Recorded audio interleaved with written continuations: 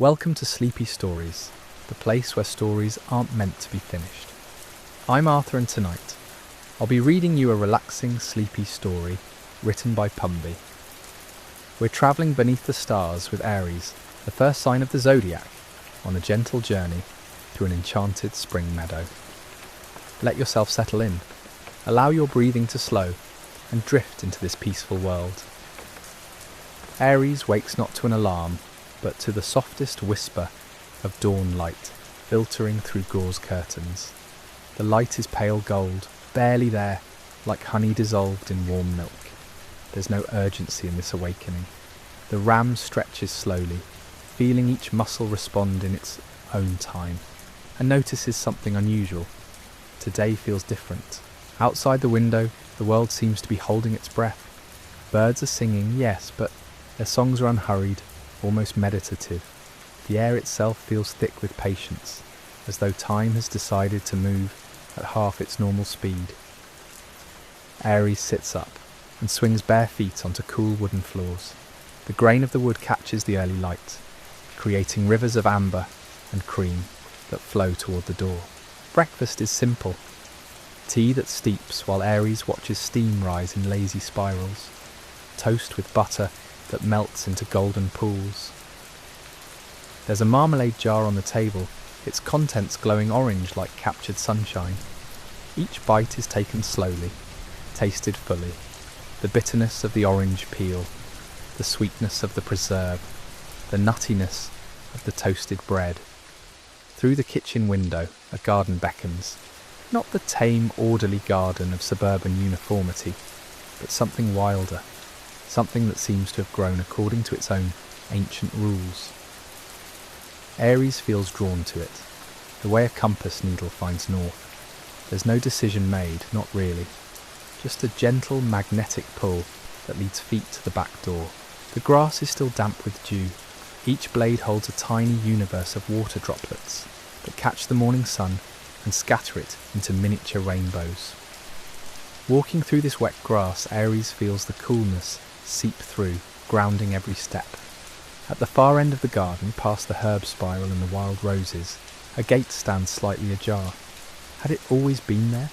Aries can't quite remember, but it looks ancient, made of wood so weathered it's turned silver, held together with iron hinges that have oxidized to a soft rust red. The gate swings open with barely a touch, silent on its old hinges, and beyond it lies a path.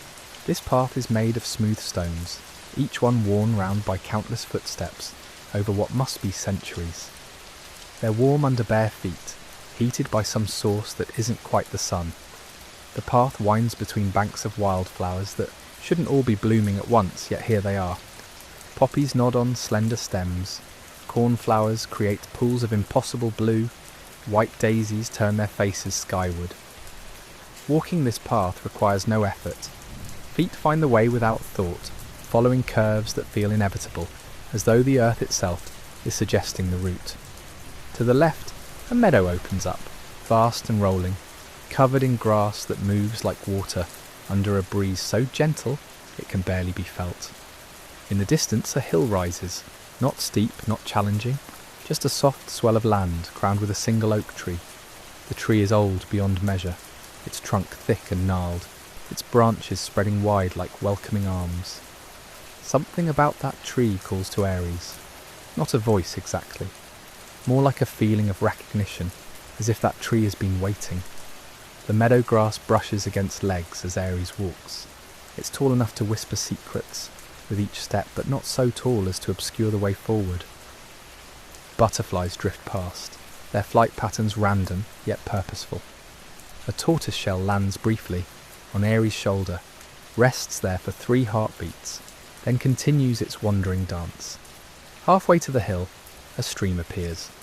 It wasn't visible before, hidden by a gentle fold in the land, but now it reveals itself. The water is so clear, it barely seems to be there at all, just a moving lens that magnifies the coloured pebbles on the stream bed. Smooth stones and shades of grey and pink and cream, arranged by the current into patterns that almost mean something. There's a place to cross, flat stones placed just so, close enough together that stepping from one to the next feels natural. The water flows around these stones, singing a quiet song in a language older than words. Aries pauses mid-crossing, balanced on a sun-warmed rock, and looks downstream. The stream curves away between banks lined with forget-me-nots and wild mint. The scent of the mint rises up, sharp and clean and green. A dragonfly hovers above the water, its wings invisible with speed, yet creating a soft humming that harmonises with the stream's song. On the far bank the path continues. It's even clearer now, as if more certain of its destination. The grass parts naturally to either side, creating a corridor of green that leads directly toward the oak tree on the hill. The slope is so gradual that climbing it feels effortless, like walking on level ground while the earth slowly lifts. With each step upward, the view expands. The meadow spreads out below, a patchwork of wild grasses and scattered flowers. The stream becomes visible in its entirety, a silver thread stitching the landscape together. In the far distance, mountains rise, their peaks soft and blue with atmospheric haze. But it's the tree that holds attention. Closer now, its true size becomes apparent. The trunk is wide enough that 3 people joining hands might barely encircle it.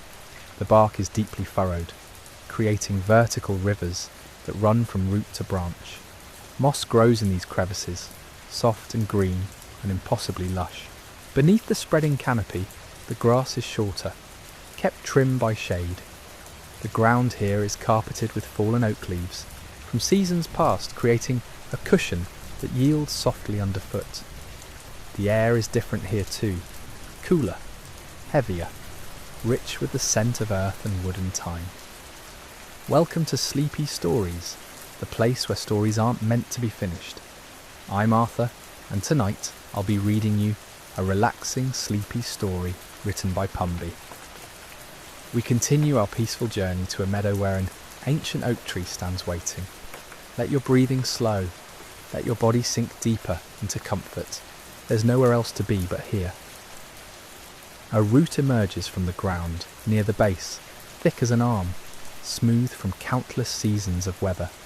It creates a natural bench, curved and inviting.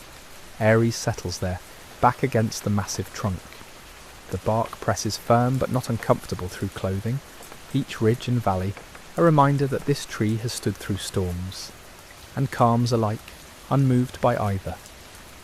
Above, the canopy filters sunlight into fragments. Golden coins of light scatter across the leaf-covered ground, shifting slightly when branches sway. But the swaying is minimal. This tree is too old, too established to dance with every breeze. It moves only when it chooses, and even then, just barely. A bird calls from somewhere in the branches, not a sharp cry but a melodic phrase, 3 notes descending. Another bird answers from across the meadow, the same 3 notes but starting higher. They're having a conversation in a language of pure tone. The exchange continues, unhurried, each bird waiting for the other to finish before responding. Time moves differently here beneath the oak. Minutes stretch and fold. An hour might pass in what feels like moments, or a single moment might expand to contain an hour. It doesn't matter. There are no clocks here, no schedules pressing forward, just the steady presence of the tree and the soft persistence of the breeze. Aries notices details that weren't visible before. An acorn rests in the grass nearby, its cap perfectly fitted, its body smooth and heavy with potential. Someday, given the right conditions, it might become a tree like this one, but not today. Today, it simply rests, complete as it is. An ant crosses the root bench, carrying a fragment of leaf 3 times its size. The ant doesn't hurry, despite its burden. It follows a path known only to itself, navigating the terrain with absolute certainty. When it reaches the end of the route, it descends, disappearing into the grass without hesitation. The mountains in the distance have changed colour. They're no longer blue but violet, touched by the sun's gradual arc across the sky. The light itself has shifted from white gold to amber. Afternoon is giving way to something softer, though sunset remains hours away. This is the long middle of the day, when time pools and deepens. A rabbit emerges from the meadow grass at the hill's base. It pauses, nose twitching, ears rotating to catch every sound. Satisfied that all is well, it begins to graze, moving in small circles as it nibbles clover. Its movements are careful, but unafraid. This is a safe place. The rabbit knows it instinctively. Above, clouds begin to form. Not storm clouds, but fair weather companions, white and rounded, drifting across the blue with no apparent destination. One resembles a ship, another might be a sleeping cat, or perhaps a mountain range, or simply a cloud being perfectly itself without needing to be anything else. The oak tree's shadow has lengthened, stretching down the hill toward the stream. It points like a sundial, marking time in the oldest way, but there's no urgency in this marking. The shadow moves because the earth turns, because that's what shadows do, not because anything requires measuring. Aries closes their eyes. Behind closed lids, the world doesn't disappear, but transforms. The filtered light becomes a warm presence against eyelids. The bird calls continue, their conversation reaching some conclusion, then starting anew with different phrases. The breeze touches exposed skin, face, hands, the small space where collar meets neck, with the gentleness of something that has touched a million faces before this one.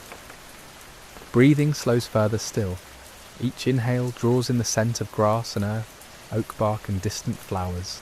Each exhale releases tension that wasn't even noticed until it left. The chest rises and falls. The heart beats its steady rhythm. Blood flows through veins in patterns as old as life itself. Behind the closed eyes, colours appear. Not images exactly, but washes of amber and green, gold and shadow. They pulse gently, moving in time with breath or heartbeat, or perhaps the slow growth of the tree itself. It's impossible to tell where one ends and another begins. A sensation of sinking comes, but not downward. More like sinking into the present moment, into this specific place, this particular afternoon, beneath this ancient tree. The roots go deep, anchoring into stone and soil. That anchoring can be felt, as if by resting against the trunk, Aries has become connected to the same source of stability. The rabbit at the hill's base has moved closer, still grazing, still unhurried. It's followed the clover trail upward, drawn by whatever rabbits seek. Now it's near enough that the small sounds of its feeding can be heard. The soft crop of teeth meeting stems, the rustle of grass as it shifts position. Time continues its strange behaviour. Has it been minutes or hours? The sun's position suggests movement, but memory feels compressed, or perhaps expanded. Both somehow. When eyes open again, slowly, without force, the world returns unchanged, yet somehow renewed. The meadow still stretches below. The stream still sings its water song. The mountains hold their distant watch. And the oak tree continues standing, as it has stood through countless afternoons, like this one, as it will stand through countless more. Nothing has changed, and everything has deepened. Welcome to Sleepy Stories, the place where stories aren't meant to be finished. I'm Arthur, and tonight I'll be reading you a relaxing, sleepy story, written by Pumby. We continue our journey beneath an ancient oak, where time moves like honey, and the world breathes at nature's pace. Let your shoulders drop. Feel the weight leave your body, and allow yourself to drift into this peaceful afternoon. The warmth has settled into everything now, into the bark of the oak, which holds heat like a living thing remembering the sun's touch, into the earth, which radiates gentle comfort upward through grass and root, into the air itself, which carries that warmth without burden, distributing it evenly across the meadow, like a blessing given without thought of receiving. A butterfly appears. Its wings are copper and black, intricate as stained glass. It floats past on a path only it can see, following invisible currents that carry it effortlessly across the hillside. There's no flutter of panic in its flight, no desperate beating against wind, just easy rises and gentle falls, a creature perfectly suited to its element. It lands on a wildflower near the tree's base. The stem bends slightly under this negligible weight. The butterfly's wings open and close, as if breathing alongside everything else in this meadow. Then, decision made or destination reached, it lifts away again, continuing its unhurried journey toward wherever copper butterflies go on summer afternoons. The grass moves, not the dramatic sway of storm-blown fields, but the subtle shift of individual blades, responding to air's gentle suggestions. One blade leans left, another straightens. 3 together bend in unison, then return to vertical. It's a dance with no choreographer, yet somehow every movement fits. Down the hill, the stream has caught more sunlight. Its surface sparkles with captured light, each ripple becoming a tiny mirror reflecting sky. The water talks to itself in quiet tones, discussing its journey from mountain to valley, from source to sea. It's been talking this way for centuries, will continue for centuries more, and has never once repeated the same conversation. Above a hawk circles, its wings are spread wide, motionless except for the smallest adjustments. Feathers at the wingtips flex individually, reading the air like fingers reading braille. The bird rises on a thermal, spiralling upward without effort, lifted by warm air rising from the sun-heated earth. Round and round it goes, climbing an invisible staircase built from temperature and physics. From up there, this oak tree must look small, the meadow a green square, the stream a silver thread. The hawk doesn't call out, its presence is announcement enough. It's hunting, perhaps, or simply being what hawks are. Either way, there's no aggression in its circles, just the calm focus of a creature doing what it was made to do. The rabbit has moved again. It sits now at the very edge of the oak's shadow, right where sunlight meets shade. Half its body is in warmth, half in coolness. Perhaps this is deliberate. Perhaps rabbits know about balance, about not choosing between comfort, but experiencing both simultaneously. Its nose still twitches, its ears still rotate, those remarkable instruments, catching sounds from every direction. A beetle crawls across a nearby stone. The rabbit's eye follows it briefly, then dismisses it as irrelevant. Not food, not threat, simply another small life going about its business. Breathing continues, in and out. The rhythm has synchronized now with the breeze itself. When air moves across the meadow, lungs fill. When the breeze pauses, breath releases. This happens without trying, without conscious thought directing the pattern. The body knows what to do, it always has. The heart beats without instruction. The blood flows without maps. The cells perform their invisible work in darkness, building and rebuilding, maintaining and repairing, keeping this temporary arrangement of matter and energy functioning for another moment, another hour, another day. Somewhere distant, a cow lows. The sound carries across fields, arriving here softened by distance and air. It's a peaceful sound, bovine contentment made audible. Other farm sounds follow, a dog barking but not with alarm, the far-off hum of a tractor, mechanical yet somehow fitting into this pastoral symphony. These are sounds of human presence, but gentle ones, sounds of people working with land rather than against it. The afternoon continues expanding, or perhaps it's not expanding at all, but revealing itself as it always was, infinite, eternal, existing outside normal measurement. This moment beneath the oak contains every summer afternoon that ever was or will be. They're all here, layered like transparent sheets, each one visible through the others. Past afternoons when different people sat against this trunk. Future afternoons when others yet unborn will rest here. They're all somehow present, all somehow now. The clouds have changed formation. The ship has sailed beyond the mountain. The cat has stretched and dissolved. New shapes form, hold briefly, then transform into something else. A castle becomes a flower, becomes abstract geometry, becomes nothing recognizable at all. The sky's an artist that never signs its work, never repeats itself, never stops creating. A leaf falls from the oak, just one. It spirals down, taking its time, finding currents that let it drift rather than drop. It lands on grass with no sound, settling among its predecessors. green among green. Soon it will brown, will break down, will return to soil and feed the roots of the tree that released it. The cycle continues without ceremony. Welcome to Sleepy Stories, the place where stories aren't meant to be finished. I'm Arthur, and tonight I'll be reading you a relaxing, sleepy story written by Pumby. We're returning to a timeless summer afternoon beneath an ancient oak tree, where the world moves at the pace of drifting clouds and falling leaves. Let your mind settle into this peaceful meadow as we continue our journey into deep, restful calm. The grass whispers secrets to itself. Blade touches blade, a conversation in green conducted through the afternoon stillness. Each stem holds a droplet of morning dew that somehow survived the climb of the sun, a tiny crystal world reflecting everything around it. Upside-down trees, miniature skies, the curve of the meadow captured in spheres no bigger than pinheads. An ant crosses the landscape of bark. From down here, the oak's trunk is a cliff face, vertical and vast. Crevices become canyons. Patches of moss transform into forests. The ant navigates without hesitation, following chemical trails invisible to larger eyes, paths written in scent that tell it exactly where others have travelled before, where food was found, where danger lurks. It carries something white, a crumb perhaps, many times its own size. The burden doesn't slow it.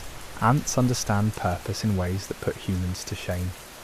The rabbit has closed its eyes, not sleeping, but resting in that way wild creatures do, aware even in stillness. Its breathing remains visible, flanks rising and falling in steady rhythm. One ear has relaxed slightly, tilting at a different angle now, but the other stays alert, rotating occasionally to sample the acoustic environment. Trust and caution existing simultaneously in one small body. Further across the meadow, where grass grows taller, something moves. A field mouse perhaps, or a vole, just a disturbance in the green, a parting of stems that reveals presence without showing form. Whatever it is moves with purpose, creating a pathway that closes behind it immediately. Grass springing back into place, erasing evidence of passage. Nature keeps its secrets. The stream continues its endless conversation with stones. Each rock creates a different note. Some produce low gurgles, others contribute higher splashes. Together, they compose a symphony that's been playing since winter melt filled this channel, that will continue until autumn rains swell it to different music entirely. Water doesn't tire, it simply flows, finding the path of least resistance, shaping itself to whatever container the land provides. A butterfly arrives, not the cabbage white from earlier, but something new. Orange wings edged in black, marked with patterns that might mean something in the language of butterflies, or might be pure accident of evolution. It settles on a thistle flower nearby, wings opening and closing slowly, that peculiar breathing motion they make when stationary. Its proboscis uncurls, a delicate spiral becoming a straight line that probes the flower's centre for nectar. The thistle doesn't resist this theft. Perhaps it's not theft at all, but transaction. Sweetness exchanged for pollination services rendered. Above, the hawk has departed. The sky stands empty of birds now, except for one distant speck that might be a lark, too far away to identify with certainty. Just a mark against blue, there and then not there, vanished into atmosphere. The clouds have thinned somewhat. The dense formations of earlier have pulled apart into wispy strands, cirrus fingers stretching across the dome. Through these gaps, the blue seems deeper, more infinite, the kind of colour that could pull consciousness upward if stared at too long. Time feels suspended, yet somehow still moving. The sun has shifted position, imperceptible from moment to moment, but undeniable when comparing now to an hour ago. Shadows have lengthened slightly. The oak's shade has crept a few inches across grass, its boundary moving like the hand of some great slow clock, measuring afternoon in darkness crawling across green. A bumblebee works the clover patch. Its hum is lower, bassier than honeybee song, a contented buzz that speaks of serious work being done. It moves from flower to flower, with methodical efficiency, legs growing heavy with yellow pollen. The clover blooms tremble under its weight, small pink and white heads bowing as the bee lands, springing back as it departs. This has been happening all afternoon, will continue happening until evening. The bee knows nothing of time, only of flowers visited and flowers remaining. Somewhere in the hedge, a wren scolds something. Its voice is disproportionately loud for such a tiny bird. A rattling chatter of alarm, or perhaps just commentary. The outburst lasts 5 seconds. Then silence reclaims the hedge. Whatever prompted the complaint has either left or been deemed insufficiently interesting to warrant further energy expenditure. The oak's leaves conduct light. Sunlight enters from above, filters through layers of green, emerges below, transformed into something softer, gentler. Each leaf acts as both mirror and window, reflecting some rays while allowing others to pass through, creating this dappled world beneath the canopy where shadows and illumination dance together without ever fully separating. Photons that left the sun 8 minutes ago complete their journey here, absorbed by chlorophyll, converted into energy, becoming part of the slow miracle that is a tree's life. The butterfly lifts from the thistle. Its flight pattern seems random, but likely follows logic only butterflies understand. It zigzags across open air, orange wings catching light, then disappears into taller grass beyond, gone as suddenly as it arrived. The thistle flower bounces slightly from the departure, then settles back into stillness. Breathing continues, deep and slow. The body knows this rhythm, has always known it, before thought, before language, before any of the complications that humans drape over simple existence. Welcome to Sleepy Stories, the place where stories aren't meant to be finished. I'm Arthur, and tonight I'll be reading you a relaxing, sleepy story written by Pumby. We're returning to a quiet afternoon beneath an old oak tree where time moves differently and the world slows to the pace of growing grass. Let your body settle. Release whatever tension remains in your shoulders, your jaw, your hands. Just listen. The grass has grown imperceptibly since morning. Each blade reaches upward with patient determination, cells dividing in darkness beneath soil, pushing green spears skyward at a pace too gradual for human eyes to register. Yet it happens, always happening. Growth continues whether witnessed or not, a fundamental persistence that asks nothing of observers.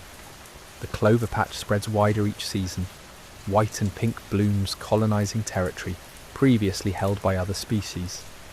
This expansion occurs without strategy or ambition, simply the logical outcome of roots, finding purchase and seeds, landing in fertile ground. Next year, this patch will be larger. The year after, larger still, unless something intervenes. But nothing suggests intervention is coming. A cabbage-white butterfly appears, smaller than the previous visitor, its wings nearly translucent in direct sunlight. It flutters past without stopping, committed to some destination beyond this immediate landscape. Its shadow passes across the ground, a moving darkness so brief it barely registers before vanishing, then gone entirely. The sky swallows it. Clouds continue their eternal reshaping. What resembled a ship earlier now looks like nothing in particular, just formless vapour suspended in atmosphere. The human mind wants to assign shapes, find patterns, create meaning from randomness. But clouds care nothing for these projections. They simply exist, water droplets held aloft by physics, waiting for conditions that will cause them to fall as rain. Not today, though.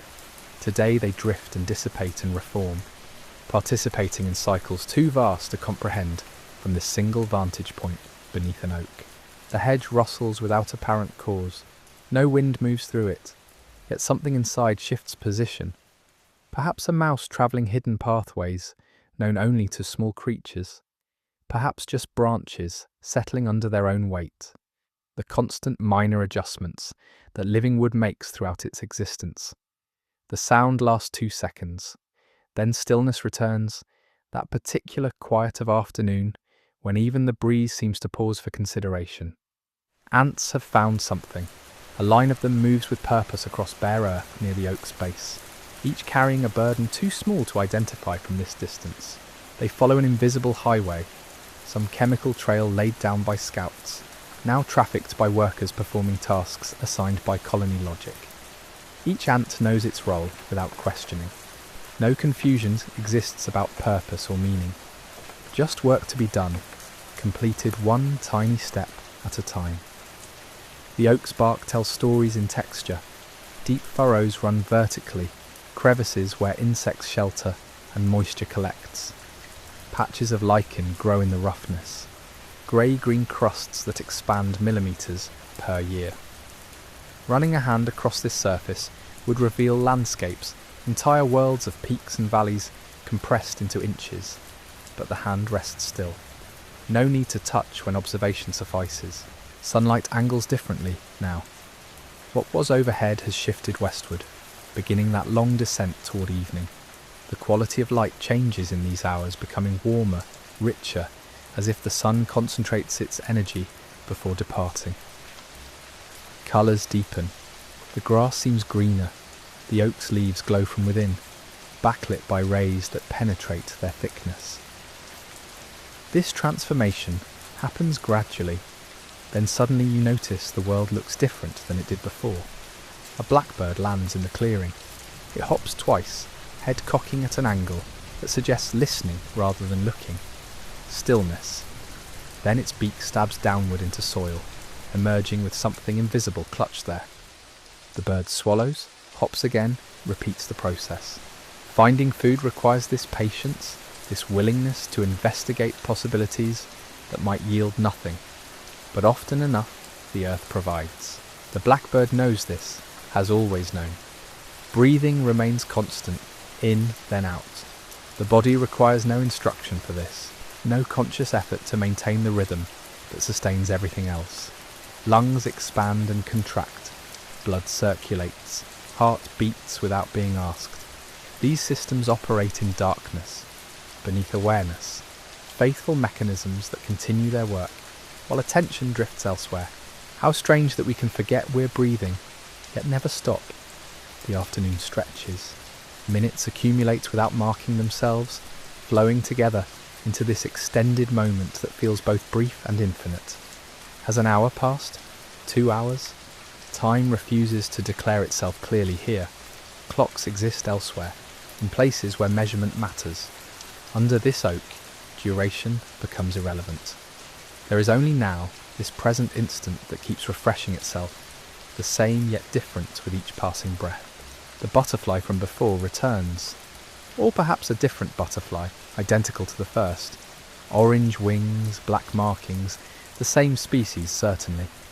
It settles on the thistle again, wings folding upward, then slowly opening, closing, opening. That breathing motion, that pulse of colour against purple flower head. The world contracts to this small scene. Insect and plant, ancient partnership, older than human observation. Above, the sky deepens into afternoon's final phase. Soon evening will arrive, though not yet. For now, this in-between time holds, neither one thing nor another, suspended in amber light beneath an oak that has witnessed countless afternoons, just like this one. The grass grows, clouds drift, breathing continues, slow and deep and easy, merging with the rhythm of everything around, becoming indistinguishable from the pulse of the world itself. The blackbird finishes its foraging and lifts away, wings beating steady rhythm against air, carrying it toward the hedge where it disappears into green thickness. Its departure leaves the clearing emptier, but not empty. The space it occupied fills immediately with presence of a different kind. Absence is its own form of existence. The rabbit stirs from its rest. Eyes open fully now, reflecting sky and tree and grass in dark mirrors. It stretches, front legs extending forward, back arching slightly, then relaxing. The stretch completes itself. The rabbit sits upright, nose working overtime, gathering information from molecules drifting past. Something has changed. Or perhaps nothing has changed. but rabbits must check regardless. Satisfied, it begins grooming, one paw cleaning behind an ear, with meticulous attention to detail. Shadows have lengthened considerably.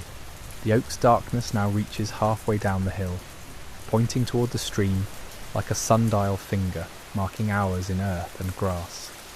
This shadow will continue growing until sunset, when it stretches impossibly long before dissolving entirely into evening's general darkness. But that remains hours away. For now, afternoon persists, golden and patient. The stream's voice has changed pitch slightly, or perhaps hearing has adjusted, becoming more attuned to subtleties in its constant song. Individual notes emerge from what seemed earlier like uniform sound. A high splash where water meets a particular stone, a low gurgle where current flows around a submerged branch, the percussion of droplets falling from a small cascade, no higher than a hand's width, where the stream bed drops minutely.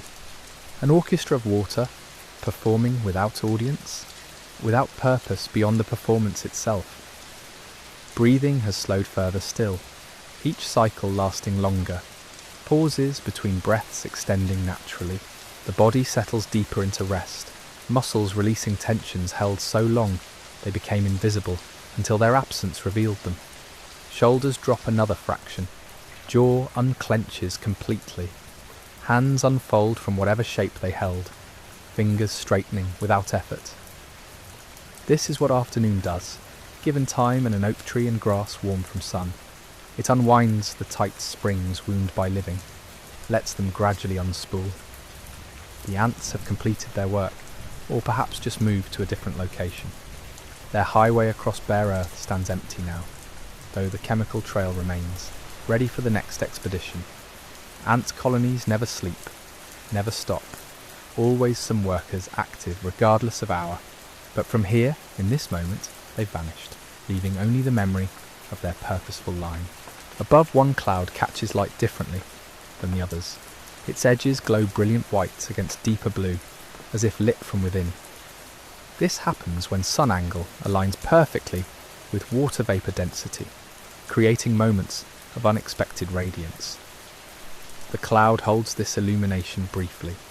Then the angle shifts, the light moves on, and it becomes ordinary again. These moments of beauty arrive unannounced and depart the same way. The grass bends under a breeze that wasn't there a moment before. A wave of movement crosses the meadow, visible as changing texture, darkness and light shifting as stems lean and straighten. The wave reaches the oak, rustles through lower branches, disturbs a few leaves into brief motion, then continues beyond, travelling toward the distant hedge and the fields beyond that. The breeze tastes of grass and earth, and the faint mineral scent of the stream. Time doesn't matter anymore, if it ever did. This afternoon has expanded to contain everything necessary. Rest found, peace discovered.